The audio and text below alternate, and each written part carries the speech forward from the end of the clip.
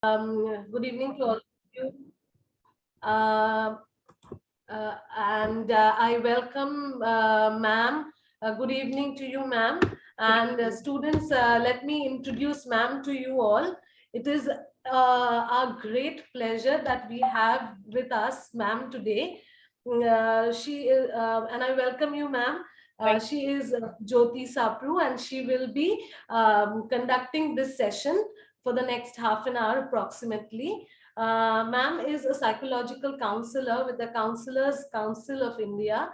She has worked with West Bengal Police as a psychological counselor, and she is a member of the National Career Services Government Portal for counseling under the Ministry of Labor and Employment. She has been a part of many prestigious educational institutions like St. Thomas's Girls High School, Modern High School, Ashok Hall Group of Schools, Lakshmipat Singhania, Shri Academy, Young Learners Montessori House, and so on. So students, the next 40-45 minutes, whatever we can have is, I'm sure we are going to get a very worthwhile session. So ma'am, welcome. And now it's over to you. Thank you, Raina. Thank you for such a lovely introduction. And a very good evening to everybody. I am recuperating from COVID at home. I'm in quarantine. But I would love to share my time with all you lovely people. And it is absolutely my pleasure to share this workshop on stress and stress management. So if you all have any questions, please put them in the chat box, because once I'm in the flow of the presentation, it gets a little unnerving. So you can speak to me after the presentation, and in case the Zoom meeting ends, we can all rejoin with the same link and try to finish it off if anything is left. So I'll just begin the screen share.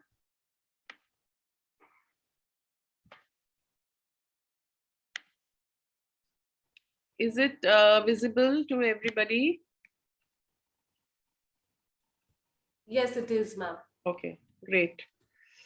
So this is a kind of a PowerPoint presentation that I have made on mental health issues which growing up children would face, and also, you know, for teenagers. Like, I suppose your presentation is on teenagers, so it will cover most of the points. So the World Health Organization has defined mental health as a state of well-being, whereby the individuals recognize their abilities and are able to cope with the normal stresses of life, work productively and fruitfully, and make a contribution to their communities. Now, speaking about mental health, I'm sure all of you are studying psychology and you know what mental health is. And we all try to define it in our own language and with our own experiences of mental health. But when you are on a public platform, it would be nice that you use the definition which is given by a world organization like the World Health Organization, and the kind of things that they have come out with their studies during COVID, pre-COVID, post-COVID, all that is also going to be very statistically included in your program. So applying such adult-based definitions to adolescents and identifying mental health problems in young people can be difficult given the substantial changes in behavior and thinking capacities and identity that occur during the teenage years. So how is that the mental health of an adult is different from that of a teenager? Now, this is a major, identifying factor which you have to do your homework on and get the actual facts. because the impact that you have, sorry, 1 second, to admit somebody. Yeah. So the impact of changing youth subcultures on behavior and priorities can also make it difficult to define mental health and mental health problem in adolescents. Now, why am I telling you this? So that when you are being asked to speak about mental health, you know that what are the factors that are going to affect the mental health of a teenager, and also, you know, the mental disorders which reflect the psychiatric disturbance in adolescence may be affected more broadly due to mental health problems. So you see how these things can aggravate into serious problems. So these may include various difficulties and burdens that interfere with adolescent development and adversely affect the quality of life emotionally, socially, and vocationally. I hope this slide was clear to everybody. Any one of you can just unmute and tell me if there's any problem. Understood. Okay, so you see, according to the World Health Organization, 3,000 adolescents die every day. Nearly all these deaths are preventable. So you see the amount of burden that is there on your tiny shoulders to create awareness. Whatever this program you're going to do, which is going to have a statistics of children from US, UK, Sri Lanka, India, you have to kind of identify. I have also brought down a lot of statistics from these countries, and it's mostly maximum in India. So we as Indians need to see this and spread the awareness and create a kind of a drive for mental health. And me being a counselor, I take it upon me, you know, as my social duty, and that is why I'm here with you today. Mental health problems and disorders in adolescents. What are the problems or disorders? The common ones are, you know, it's depression, anxiety, attention deficit hyperactivity disorder, eating disorder, conduct disorder, substance misuse disorder, and which are the less common ones? The panic disorder, the post-traumatic stress disorder, borderline personality disorder, schizophrenia, autistic spectrum disorders such as autism and Asperger's syndrome. Normal behavior versus mental problems. Now, variations of mood and temporary deviant behaviors are part of a normal adolescent process. It is normal for any young person to feel depressed from time to time and for his mood to last several days. Similarly, many young people will experiment with drugs or delinquent behaviors as part of normal exploration of their own identity. Such normal behaviors can be distinguished from more serious problems by the duration, persistence, and impact of the symptoms. So you see, the main crux of the thing is identity crisis. When the child is growing, it's trying to develop an identity. A teenager is trying to find out his own identity. And that is why they may have mood swings or delinquent behaviors due to their experimentation. And this can, if it becomes a chronic problem, then it can lead to serious issues. So how do we know that which symptom need assessment? Do we take everybody? Because everybody has mood swings, everybody has some kind of a deviation. So how do we assess which symptoms will need a kind of testing? So signs of overt mood depression, low mood, tearfulness, lack of interest in usual activities, somatic complaints such as headache, stomachache, backache, and sleep problems, self-harming behaviors, aggression, isolation, loneliness, deviant behavior such as theft and robbery, change in school performance or behavior, use of psychoactive substances, including over-the-counter medications, weight loss, or failure to gain weight with growth. So you see, these are the major symptoms. If you want, you can just pen down in a very short form. These are the symptoms that we should understand in an adolescent needs some kind of assessment. Now, what are the signs and symptoms of severe depression? Persistent sad or irritable mood, which is persistent. It is there consistently.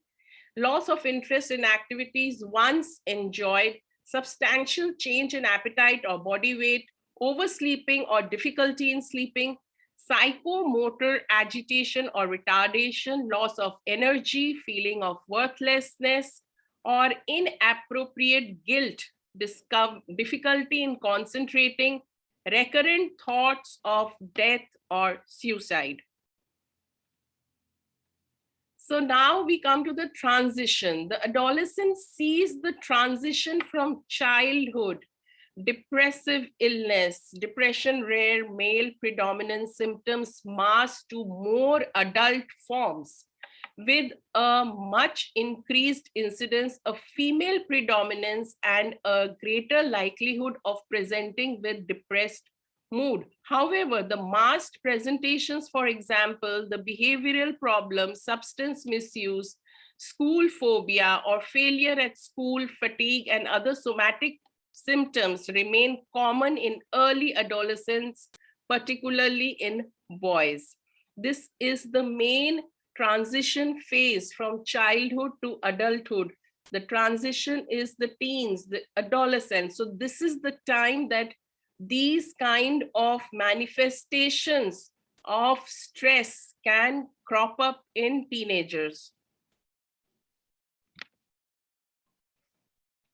So what is the potential risk factor for the adolescent depression? There has to be some family history of depression, or there can be a recent bereavement or family conflict, breakup of a romantic relationship, having a chronic medical condition, physical and sexual abuse, trauma and severe stress, anxiety, ADHD or behavioral problems, learning difficulties, and substance misuse. To evaluate risk of depression properly, young people must be interviewed confidentially, and additional information gathered from parents as well as other sources such as teachers, social workers, young workers, as well as eliciting symptoms and risk factors for depression. It is essential to assess the potential suicide risk in depressed young adults. They may be asked about past and present suicidal ideation and self-harming behavior, past attempts, and whether they plan to harm themselves. Asking about suicide reduces rather than increases the risk of suicide. Why I'm stressing so much on depression? Because it is 90% of the mental health issue in teenagers. So we have to understand that how do we find out if somebody is depressed or sad or it's just a passing phase? You have to gather information. It's like a case study. And you have to have a cross section of people who are dealing with that person on a day-to-day basis. And then you have to bring down the points so that you can make an accurate assessment of the issue. I will give you the recording. You can later on take more notes from my presentation. So please feel free to ask me for the recording.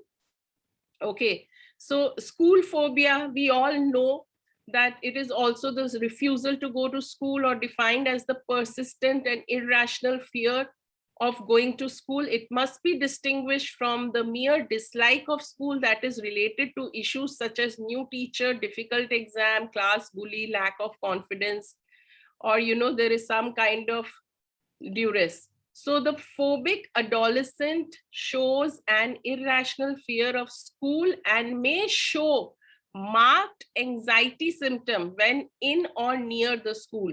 So you see how depression and anxiety both are working at the same time. So the behavior disorders present difficulties for families, social services, and education. They rarely present as a clinical problem in primary or secondary care. Clinicians may become involved when there are other comorbid conditions such as depression or substance misuse, when other family members are affected by the young person's behavior. Behavior disorders rarely manifest for the first time in adolescent. The sudden development of new behavior problems in adolescent may reflect underlying family problems, depression, or substance misuse. Learning disabilities, we all know this is very important again, because it's all about growth, evolvement, and enrichment of the senses during these years. And if learning disability encompasses the disorders that affect the way the individual with normal or above normal intelligence will receive, store, organize, retrieve, and use the informations. Problems include dyslexia and other specific learning problems involving reading, spelling, writing, reasoning, and mathematics. But the undiagnosed learning disabilities are a common but manageable cause of young people deciding to leave school at the earliest opportunity. The clinician's role in these situations is to screen for health conditions that may affect performance.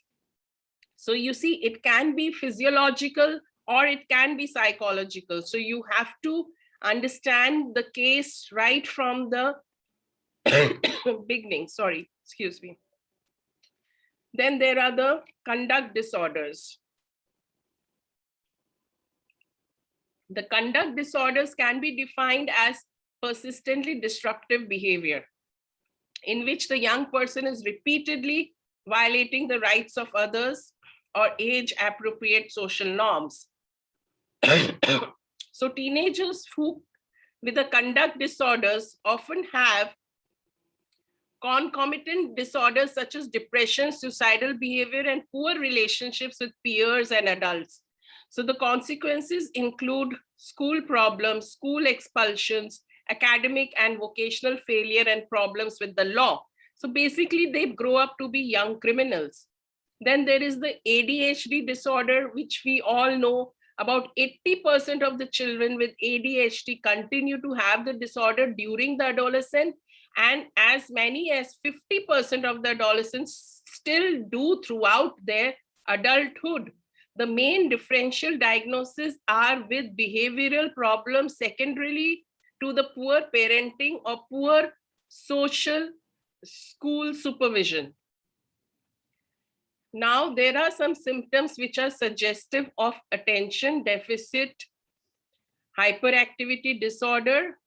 So you can just quickly take a note, or when I share the recording, you can also try to jot it down from there. This is just part of the subtitle. So inattention, hyperactivity, and then you have, although severe learning problems present in early primary school, more subtle difficulties may be missed until made obvious by the greater academic demands of the adolescents when they begin to affect their educational performance. You see what happens in the initial stages, we just think he's a slow learner, he's not this, he's okay, he will cope up. But when actually in the teens, the educational performance gets hampered, that is the time that the red flag is there and we know that there is a mental health issue. So this is very, very important. Again, the anxiety disorders are relatively common in adolescence and often persist into adulthood. whereas separation anxiety disorder and mutism are more prevalent amongst younger children. Generalized anxiety disorder and panic attacks emerge during adolescence. The generalized anxiety disorder is marked by uncontrolled excessive worrying, accompanied by difficulty in concentrating, irritability, sleep problem, and often fatigue. The panic disorder is characterized by recurrent spontaneous panic attack, often associated with physiological and psychological signs and symptoms. As with other mental health problems in adolescence, the anxiety disorder are often accompanied by the condition, particularly depression. Then what are the behavioral strategies for attention? At home, you can use simple commands. You know, when we talk about stress management, you can find out different strategies for different disorders to deal with them at home and at school. So this is what the parents and the teachers would have to do with somebody who is suffering from ADHD.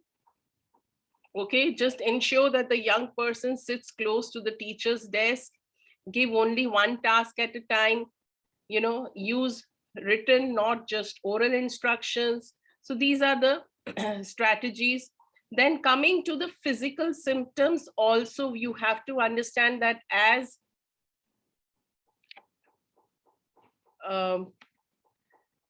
many anxiety disorders during adolescence are accompanied by physical symptoms, careful evaluation is needed, at least a complete medical history and a comprehensive physical examination to exclude conditions such as hypoglycemia episodes, migraines, seizures, and other neurological problems.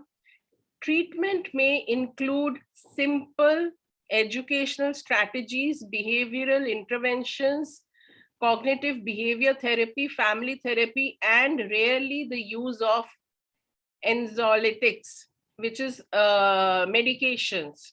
So the general practitioners must take a substantial role in detecting and treating such problems in order to reduce the overall burden of adolescent mental health problems on individuals and the society. So you see, we have now covered most of the points which is related to adolescence and the stresses that they face. And regarding the stress management part, there's a different presentation, but if there's anything anybody would like to interact over here, then we can take it up.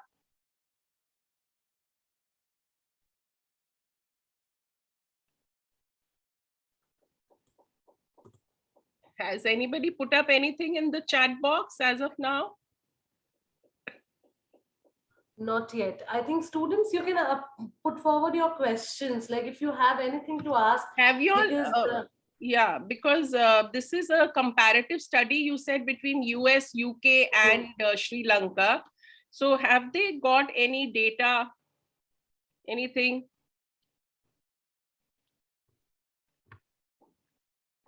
those of you are here, do you have any data with you? Have you made any kind of a study or anything did you find out from the internet? Okay, I took down some notes, so I'll just read it out quickly. India leads the world in teenage depression. 1 in 4 teenagers in India is suffering from depression. And yet we keep pretending this is not happening in our own homes and school. India Today Conclave Mumbai 2019 gave us a look at the haunting stories of few youngsters who face the silent killer, teenage depression. Can you imagine, Raina, that 1 in 4 teenagers in India is suffering from depression? How scary is that? Right. So in UK in 2018 and 19, 24% of the 17-year-olds reported having self-harmed in the previous year, and 7% reported having self-harmed and suicidal intent at some point in their life. 16% reported high levels of psychological distress. Suicide was the leading cause of death for males and females aged between 5 to 34 in 2019. So nearly half of the teenagers were diagnosed with mental health disorders, and they have self-harmed or attempted suicide at some point, which is rising to 52.7% of young women in UK alone. Sri Lanka data shows that the prevalence of child and adolescents' mental health problems is a considerable health issue in the country. In a national survey, 18.9% of the adolescents aged between 13 and 18 years showed some abnormality in emotional and behavioral parameters. And in USA, the bottom ranked states, up to 19% of the youth aged between 12 and 17 experienced major depression. Over 2.5 million youth in the US have severe depression, and multiracial youth are at greatest risk. 10.6% of youth in US have severe major depression that severely affects functioning. So this is what I had gathered and wanted to share, because it is definitely a very, very worrying thought for the future. So, you know, it's something to study and something to work upon and create awareness.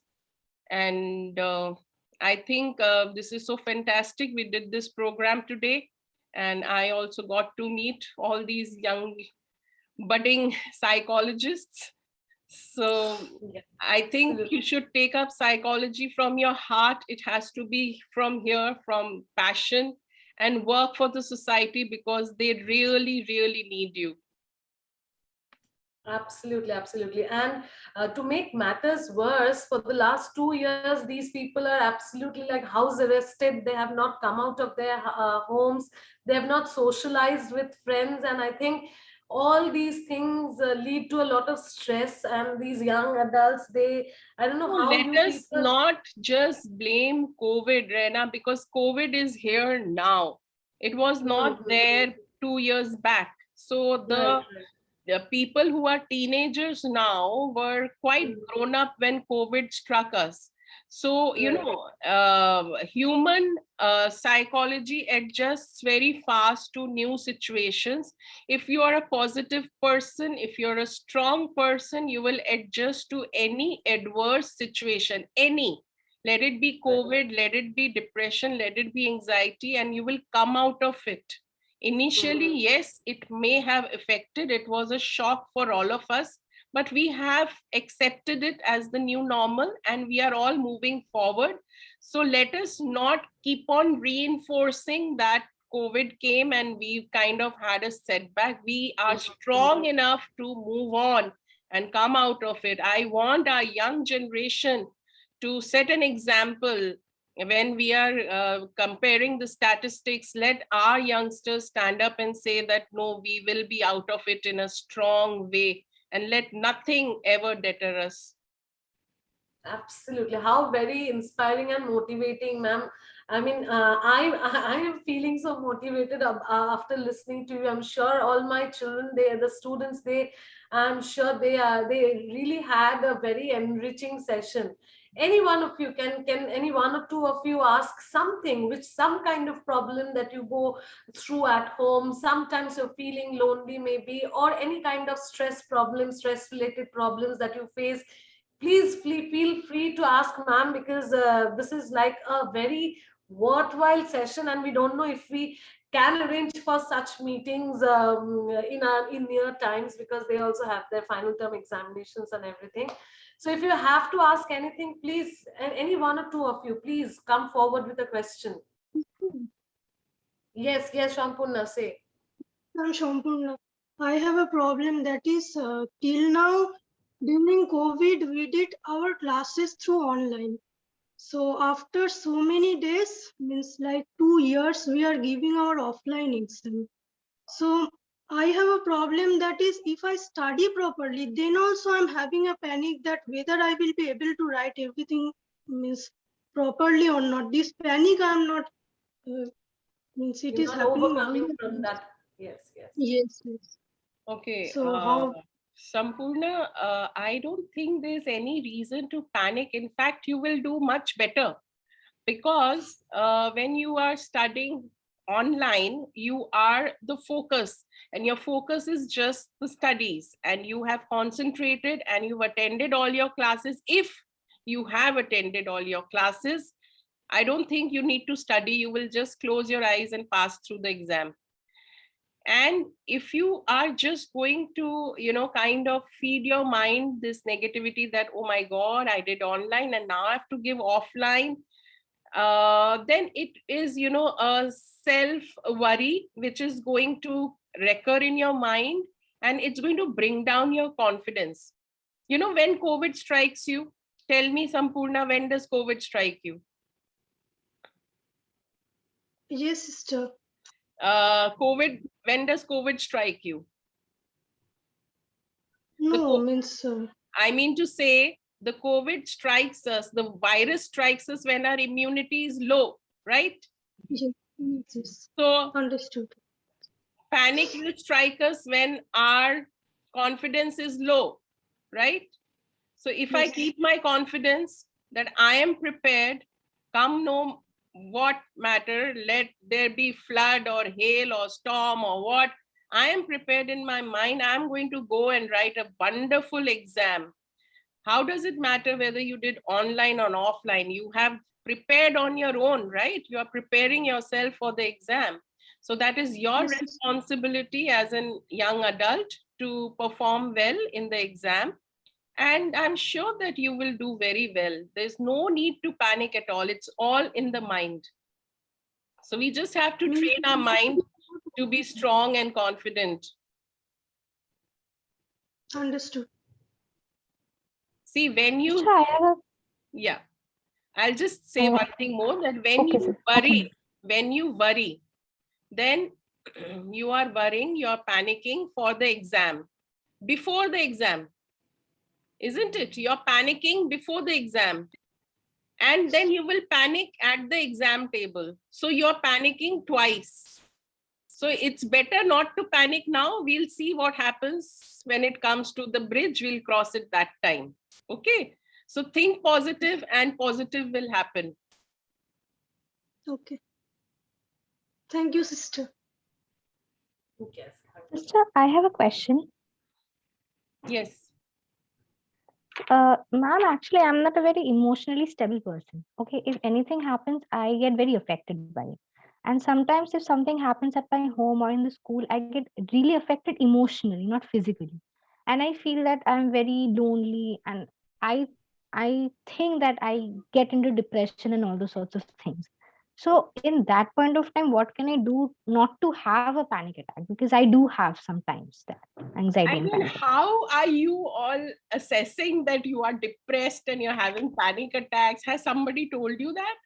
Or you are No, just, sister, but like my brother is a doctor. It's he's to be a doctor, not yet, and the symptoms which I heard are similar to mine.